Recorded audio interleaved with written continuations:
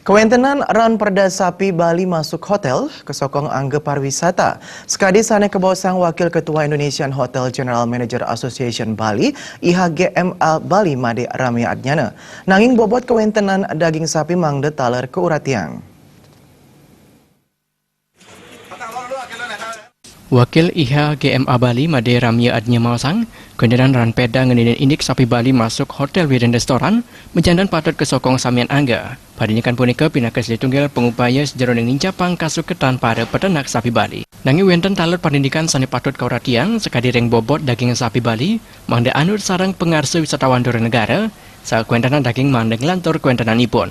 Yening tureksain saking pebuat sapi Bali, widang pariwisata menjantan muatang daging sapi sani akeh. Sangkani punika kuentenan daging sapi Bali mandeng lantur kuentenan ipun. Peternak sapi Bali talar kapriang mandeng kaicen pengeruhan indeks standar sani patut kuratiang rikalaning miare sapi Bali. Karena kita berbicara international tourist, nah di situ ada kualitas yang harus dijaga.